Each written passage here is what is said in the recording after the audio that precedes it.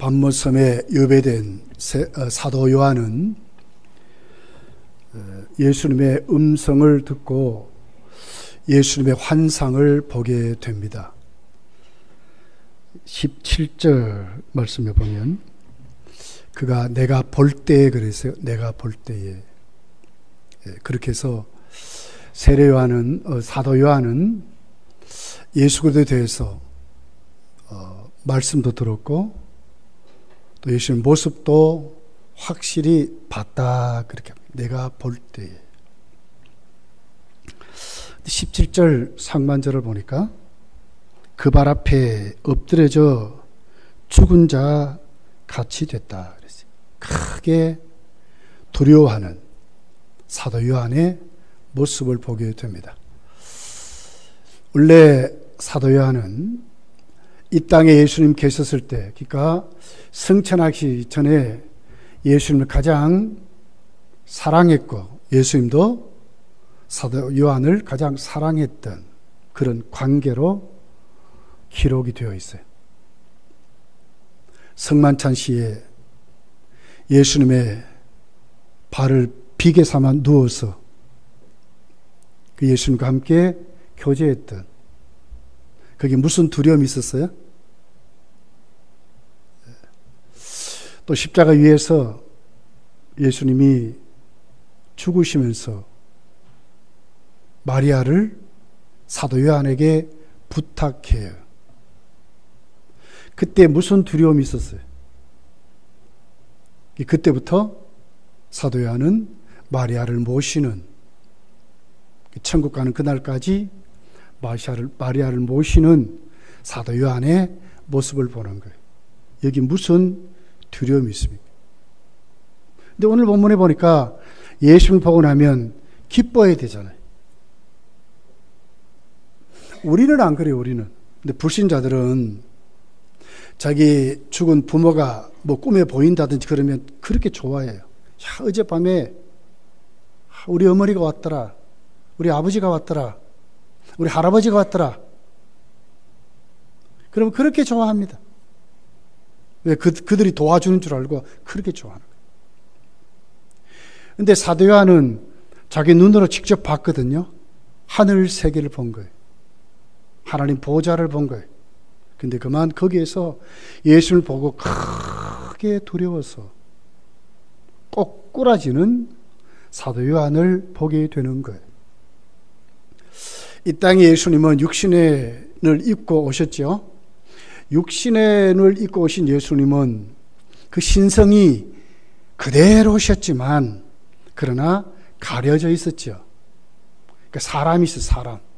그러니까 거기에는 두려움이 없는 거예요. 그런데 진짜 예수 그리스도를 제대로 영적으로 만나면 크게 두려워했어요. 변화산에 마태복음 17장에 보면 세 제자를 데리고 예수님이 올라가시죠. 거기서 하나님의 음성이 들려요. 5절에 보면 크게 두려웠다 그랬어요. 하나님의 음성을 듣고 크게 두려워했다. 조금 전에 같이 올라갔잖아요, 예수님이.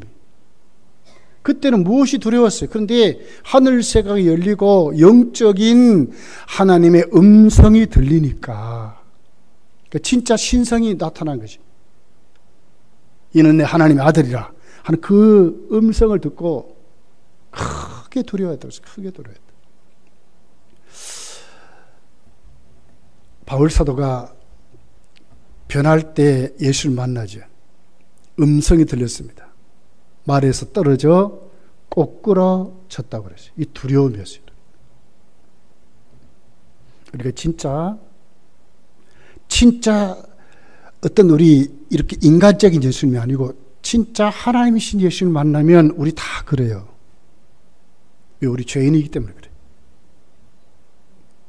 이사야 6장을 보면 우시야가 죽던 해에 이사야가 성전에 기도하다가 하늘 보좌를 봤어요. 우시야가 왜 죽었습니까? 배경을 보면 교만해서 죽었어요. 교만해서.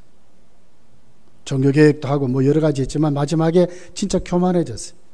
되게 교만하면요, 되게 그 왕들이나 뭐 이렇게 교만하면 자꾸 제사장 역할을 하려고 그래요. 사울왕도 그랬어요. 사울왕도. 우시아 왕이 그랬어요. 그래서 하나님의 매를 맞아가지고 결국 나환자가 돼가지고 죽습니다. 그러니까 그럴 때 나라가 얼마나 혼란했겠어요. 그러니까 이사야가 성전에 올라간 거예요. 하나님께 물으려고 갔죠. 하나님 어떻게 해야 되겠습니까 이때. 근데 눈이 열렸어요. 하늘 보좌를 본 거예요. 천사가 6날개가 있는데 2날개로는 그 거룩하신 하나님을 볼 수 없는 거예요. 그러니까 눈을 가렸습니다. 그 앞에 설 수 없어서 발을 가립니다. 2날개로. 그리고 2날개로 납니다. 언제든지 일을 시키시면 준비되어 있습니다 하는 뜻입니다. 하나님 만나는 죄 없는 천사마저도 설 수 없도록 하나님을 두려워한 거예요. 이 하나님의 의미입니다. 우리가 정말 하나님을 깊이 만나면 우리도 그래요. 베드로가 사람 낚는 어부 될 때에 처음부터 내 가겠습니까? 막 그랬습니까? 아니지요. 자기들도 하지 못한 일 예수님이 하셨거든요.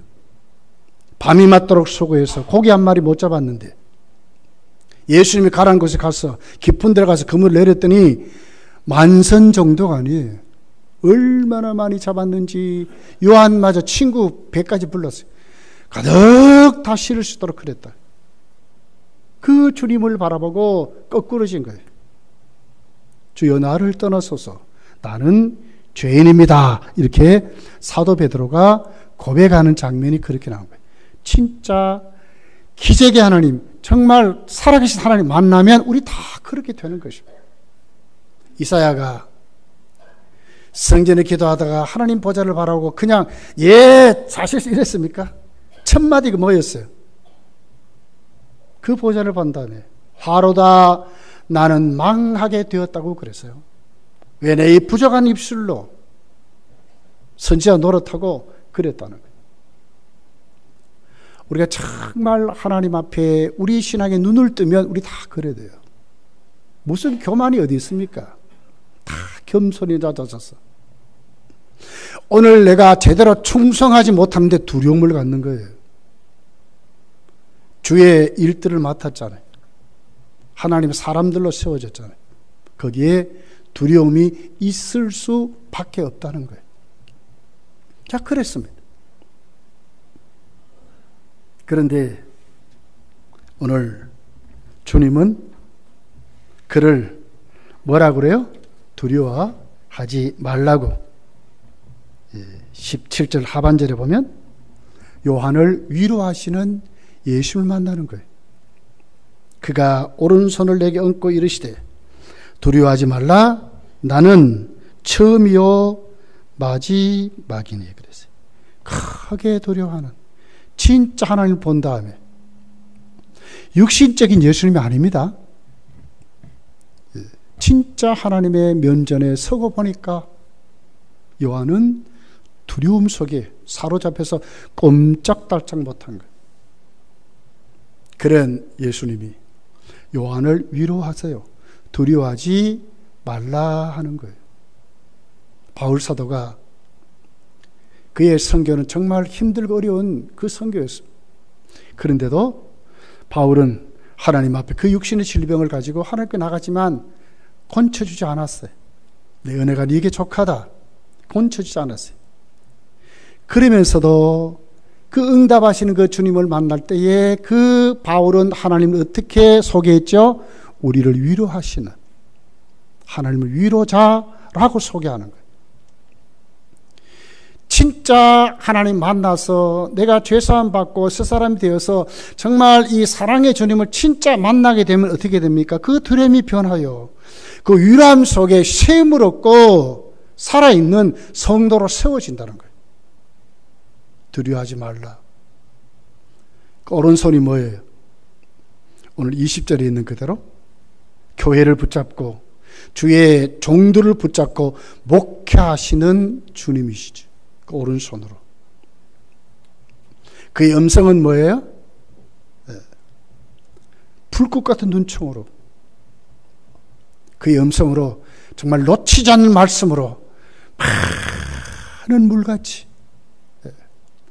답이 없는 그런 음성이 아니라 정말 하나님의 말씀은 모든 것이 답이 되는 그 음성으로 누구에게 얘기해요? 사도 요한에게 두려워하지 말라고 위로하는 거예요.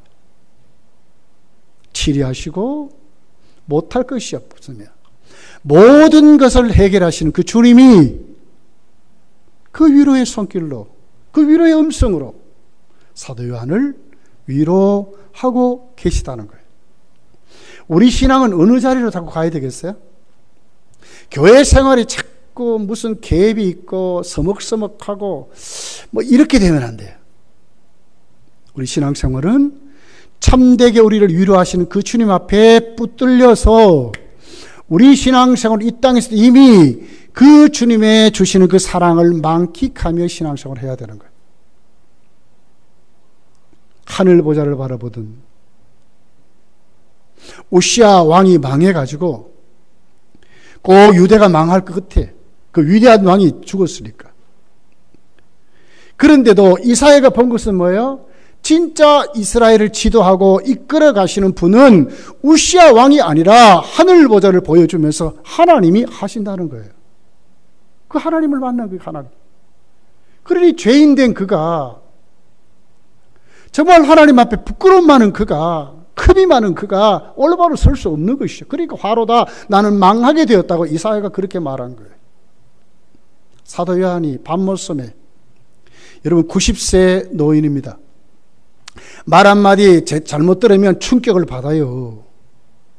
그것 때문에 죽을 수도 있어요. 그 하늘 세계를 바라보고 두려워했거든요. 그대로 천국 갈 수 있다니까요. 그런데도 주님은 그를 위로하시는 거예요. 만져주시고 음성으로 두려워하지 말라 이렇게 말하는 거예요. 이사야 41장을 보면 이사야에게 하나님 말씀하지 두려워하지 말라. 내가 오른손으로 너를 붙잡아 주겠다. 참으로 도와주겠다. 굳세게 일어나라. 하나님 이사야에게 그렇게 말씀하신 걸 봐요. 우리의 신앙생활이 어느 쪽으로 자꾸 가야 되겠어요? 하나님 앞에 세워질 줄 아셔야 돼요. 그분 앞에 위로를 받고 신앙생활을 해야 된다. 우리끼리도 위로하면 칭찬은 고래도 춤을 춘다는데 사람의 칭찬, 목사님 잘하십니다. 장로님 잘하십니다. 권사님 잘합니다. 집사님 잘합니다. 이것도 위로가 되겠지만 이 정도가 아니요. 하나님 위로가 그 정도가 아니에요. 우주를 다 가진 것 같은 힘이 생기는 힘이 생겨요. 위로를 받으셔야 돼요. 그러려면 어떻게 돼요? 깊은 하나님과의 교제가 있어야지. 사도 요한이 밤모섬에서 그 음성을 듣고 그 환상을 봤듯이 우리도 깊이 하나님 앞에 세상이 두렵고 우리 삶이 힘들고 어려움 이 모든 것 영적인 생활에 우리 너무 부족하잖아요. 하나님 말씀에 맞춰보면 얼마나 우리가 뒤떨어져요. 채워지지 못한 것이 너무 많아요. 못하는 게 너무 많아요. 부끄러움도 많아요. 잘못하면 심판받는다 하니까 멸망이라는 단어 앞에 벌벌 떨잖아요. 우리가. 그러함에도 다 덮어서 당신을 보여주시면서 위로하시는 너 그 자리에 있지 마라. 두려워한 자리에 있지 말고 너 다시 일어나거라. 이렇게 다시 붙잡아서 쓰시는 그 주님 만나면 얼마나 새 힘이 생기겠냐 그 말이에요. 이 가을에 여러분 모두 다 이 같은 주님 만나시기를 예수 축복합니다. 그러면서 왜 두려워하지 말아야 되는지 이유를 말해요. 그게 주님의 모습이었었어요. 자, 17절이죠. 하반절입니다. 두려워하지 말라. 뭐라고 그래요? 나는 처음이요 마지막이네 그랬어요. 처음이요 마지막이네. 이게 무슨 얘기일까요? 이 우주의 모든 시작은 주님이라는 거지. 주로 말미암고 모든 만물이 주에게서 나오고 주로 말미암고 주께로 돌아가는 시작과 처음이 되죠. 알파와 오메가가 되시는 그 주래요. 깊도다. 이 말이요. 바울 사도가 로마서 11장에 말씀하잖아요. 깨닫고 나니까 너무너무 깊다는 거예요. 알지 못한 게 너무너무 많다는 거예요. 하나님의 섭리 뭐 좀 안다고 입술로 떠들었지만 진짜 하나님께 가보니까 이런 말할 수 없다는 거 맞습니다. 모든 만물이 그러니까 주님께로 시작이 되고 나온다는 게 나온다. 그리고 그분으로 살아간대. 하나님으로 살지 않는 모든 것은 없다는 거예요. 역사는 하나님으로 안 이루어지는 것이 없다는 거예요. 그리고 결국은 하나님의 심판으로 다 역사의 종말이 올 것을 말씀하는 거예요. 그게 깊은 거예요. 이건 우리에게 뭘 얘기할까요? 하나님의 절대 주권을 말하는 거예요. 하나님 없이는 안 된다 하는 것이지요. 예수 그리스도는 누구십니까? 하나님이십니다. 절대 주권을 가지신 분입니다. 시작도 주님이 하시고 지금도 주님이 그 시작하신 것을 이루어 가시고 그리고 주님으로 다시 완성이 되는 이 역사를 예수께서 손바닥 위에 지듯이 하시고 계시기 때문에 너는 두려워하지 말라. 내가 한다는 내가 너를 인정하고 내가 너를 지지하는데 너 두려워하지 말라. 다시 일어나라는 거예요. 그렇게 해서 오늘 사도 요한은 다시 새 힘을 얻고 일어나게 되는 그런 장면이 우리에게 기록하고 있습니다. 그러면서 이제 18절에 가서 보면 두 번째 예수님 모습이 나와요.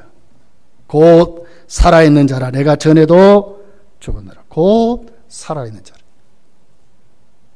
승천하시고 하나님 보좌 우편에 계시면서 어떻게 계세요? 살아 계신다고 하는 것입니다. 히브리서 11장 6절에 믿음으로 아니고는 하나님을 기쁘시게 할 수 없다. 하나님께 나가는 자는 그가 계신 것과 살아 계신다 하는 말이죠. 그가 계신 것과 하나님을 기쁘시게 하는 것이 뭡니까? 믿음이죠. 믿음 생활이죠. 그 믿음 생활의 내용이 뭡니까? 하나님을 살아 계신다는 거예요. 그리고 우리가 섬긴 대로 반드시 상 주신 하나님으로 믿어야 할지니라 그랬거든요. 교회 생활 그냥 하는 게 아닙니다. 우리가 섬기는 대로, 우리가 실천하는 대로, 우리가 하나님 앞에 심은 대로 반드시 결과가 있게 하신 하나님, 그분은 살아 계신다고 하는 거예요. 예수님 누구십니까? 살아 계신 하나님. 그 주님이 사도 요한에게 말한다는 거예요. 두려워하지 말라. 위로하시는 주님의 모습을 보는 거예요.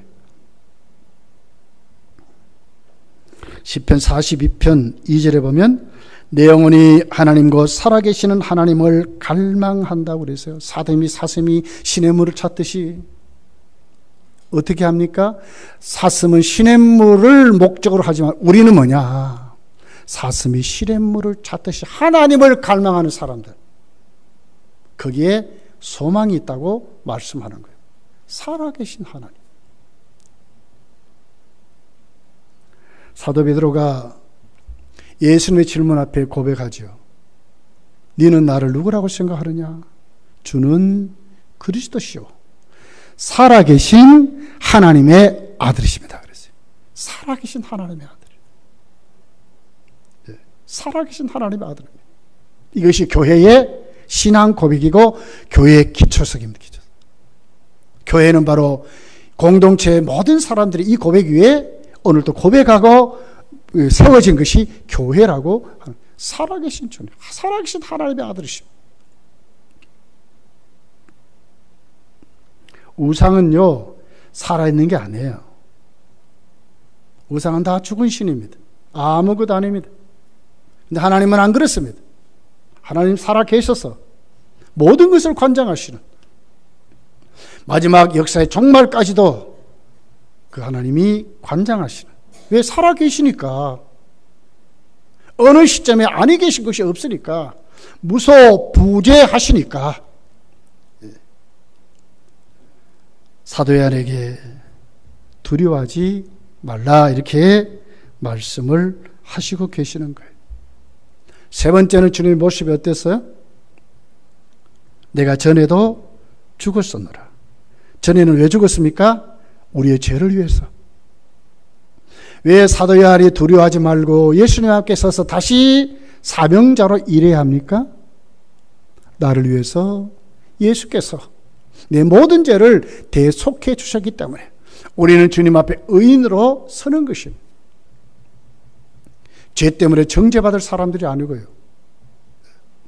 이제는 그 죄 때문에 영원한 형벌 멸망 가운데 갈 사람들이 아니라 전에 죽었다. 왜 죽었느냐 그 말. 예수님이 힘이 없어 죽었습니까?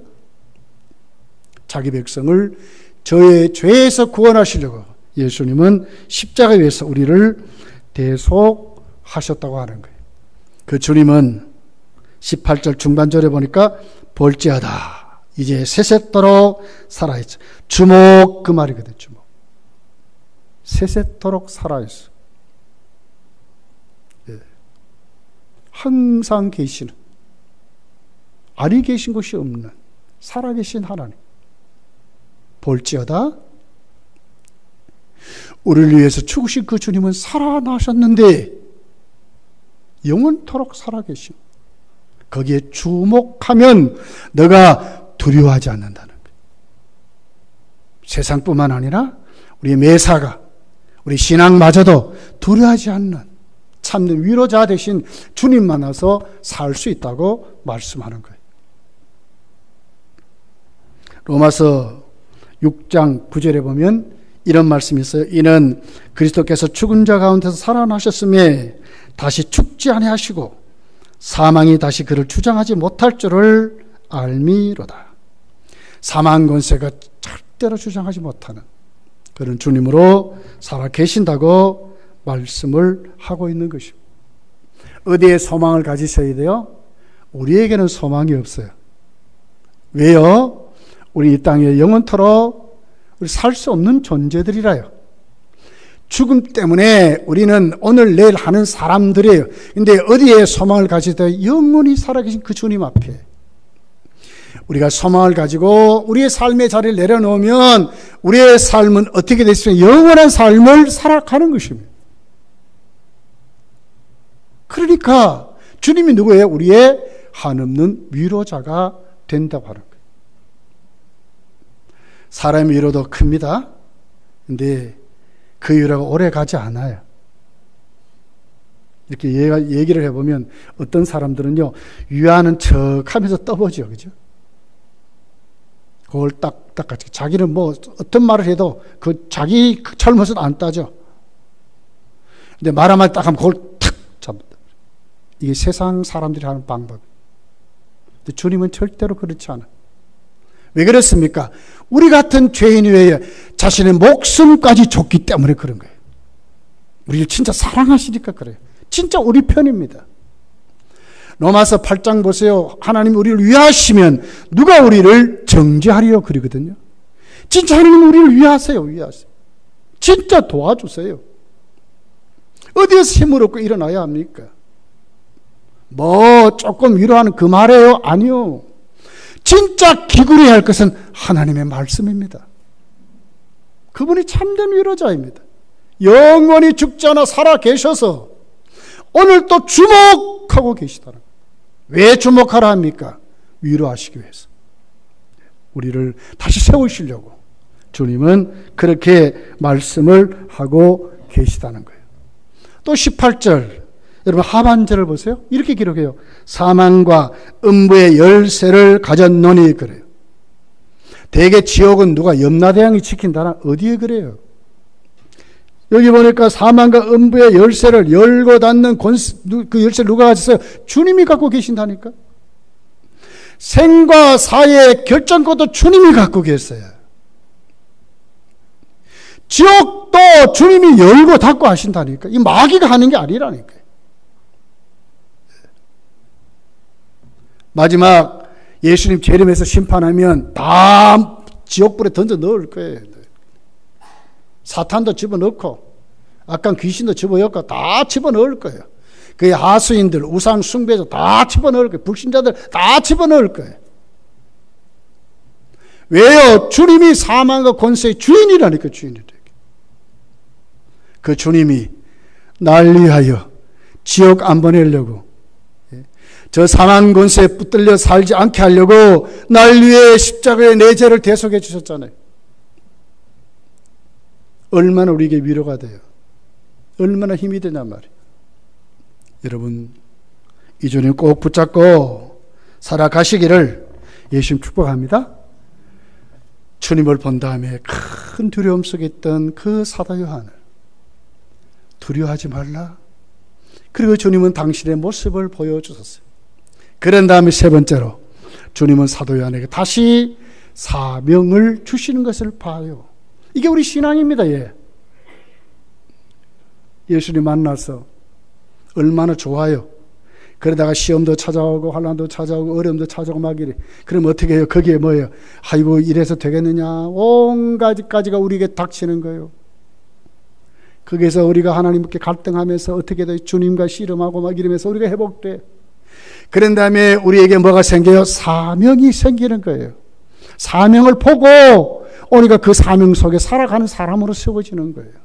사도 요한에게 말씀하는 거예요. 19절입니다. 한번 읽어볼게요. 19절.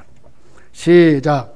그러므로 내가 본 것과 지금 있는 일과 장차 될 일을 기록하라. 여기 그러므로 그랬어요. 그러므로. 그러니 다시 일어나라는 거예요. 자, 2절 이렇게 기록해요. 한번 2절 한번 읽어봅시다. 2절 시작. 하나님의 말씀과 예수 그리스도의 증거 곧 자기가 본 것을 다 증언하라. 이게 첫 사명이지. 자기가 본 것 증언해라. 속히 될 일. 예수께서 구름 타고 오신다. 이거 증거해라. 이게 첫째 사명인데 하늘 보좌를 바라보고 그만 사도연이 꺾어져 버린 거예요. 두려워서 벌벌 떠는 거예요. 다시 사명을 일깨우는 거예요. 그것이 19절에 있는 내용이에요. 그러므로 이제 알았으니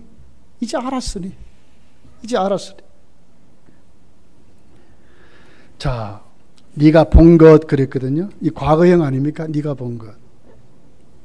환상을 통해서 하늘 보좌를 본 것을 말씀하죠. 네가 본 것도 기록하고 또 지금 있는 일, 이게 뭐예요? 아시아 7교회에 보내는 편지입니다. 이것도 기록하고 앞으로 이루어질, 앞으로 될 일도 기록해라. 그렇게 해서 어떻게 합니까? 4장부터 요한계시록 22장까지 기록해서 세울 것을 사도 요한에게 사명으로 주시는 것을 보는 거예요. 성도는 어떻게 일어나야 됩니까?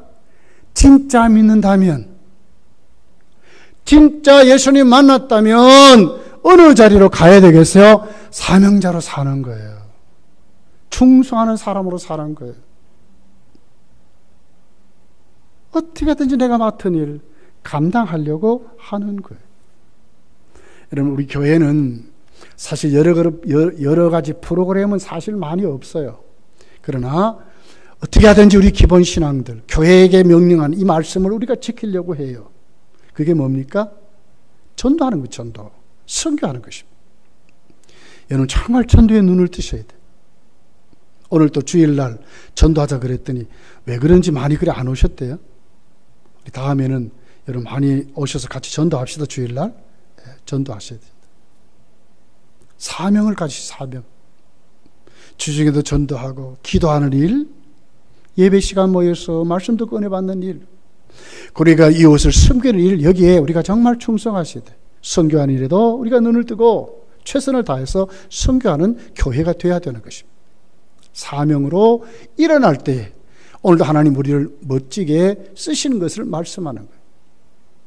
사도 요한이 예수님을 봤습니다. 그리고 아시아 7교회에 전한 그 말씀을 2장 3장에 자세하게 기록하는 거예요. 그게 다 교회의 그 모습들이 말세에 일어날 모습까지 다 기록돼요. 7교회의 모습으로. 7잔 듣는 교회, 책망 듣는 교회, 칭찬과 책망 듣는 교회를 자세하게 설명을 했어요. 여기 우리가 정말 눈을 떠야 되는 거예요. 오늘 우리 교회를 향하여 오늘 나를 향하여 주님은 칭찬하시는가? 아니면 책망하시는가? 아니면 칭찬되게 책망이시는가? 거기에 처방전이 있잖아요. 잘 적용시켜서 이제 게으름과 나태를 다 벗어버리고 이 열매 맺는 계절에 오늘 낮 예배도 말씀드렸지만 이제 집중하셔야 돼. 집중하셔야 돼. 예수님께 머무는 일에 집중하셔야 돼. 이거보다 더 중요한 일은 없어요, 여러분. 나머지는 다 부수적인 일이래. 부수적인. 예수께 집중하는 일이 진짜 최우선순위입니다. 그 집중하셔야 됩니다. 집중하셔야 돼요. 그래서 우리가 하나님 앞에 사명자들로 힘있게 세워져야 된다는 거예요. 여러분 4장부터 착 한번 이번 주간에 한번 읽어봤으면 좋겠어요. 22장까지. 두려워 벌벌 떨려요. 정말 그렇습니다. 저만 그럽니까? 벌벌 떨려요. 그러면서 감사한 것은 날 위하여 지금도 하나님 보좌 우편에서 기도하고 계신 그 주님. 로마서 8장에 지금도 기도하고 계신다 그러잖아요. 나은 사람 이름 부르면서. 요한 1서에 지금도 주님은 나라에 변호하고 계신다 그랬거든요. 부족하지만, 목회도 부족하고 다 부족하지만 그래도 날 놓치지 않고 전에 죽었던 그 주님, 날 위해 죽으셨잖아. 우리를 위해서 죽으셨잖아요. 그 주님이 지금도 다시 나에게 생명을 주신 것은 아직도 사명이기 때문에 생명을 주시는 것입니다. 두려워 벌벌 떨고 거꾸러진 자리에서 일어나야 되는 것입니다. 다시 힘을 얻고 일어나야 되는 것입니다. 어떻게 해요? 주님 똑바로 만나서 다 관장하신 그 주님, 사망 권세를 주신 그 주님, 영원토록 살아계신 그 주님, 못할 것이 없는 그 주님이 나를 일어나라고 하는데 누가 맡겠어요? 누가 맡겠어요? 두려워하지 말라 일어나라고 하는데, 그리고 다시 사명을 주시는데 여기 우리가 눈을 떠야 한다고 하는 것입니다.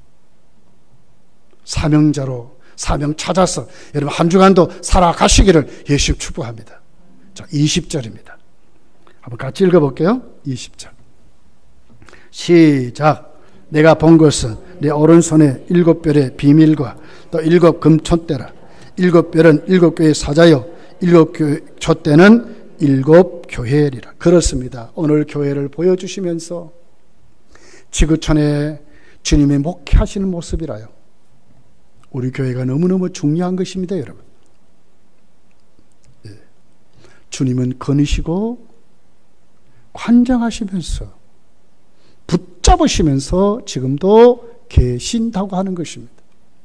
여기에 저와 여러분이 우리 교회가 꼭 붙들려서 주님의 목회에 아멘하고 그 목회에 강하게 쓰임받도록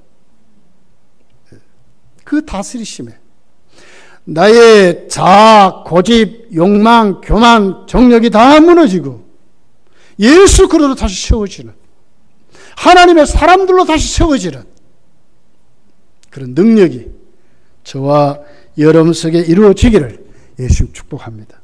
한 주간 동안 이 말씀 꼭 붙잡고 여러분 두려운 자리에서 일어나시고 한없이 위로하시는 그 주님과 더불어서 나에게 계신 그 사명 잘 감당하는 한 주간이 꼭 되시기를 예수 축복합니다. 기도하겠습니다.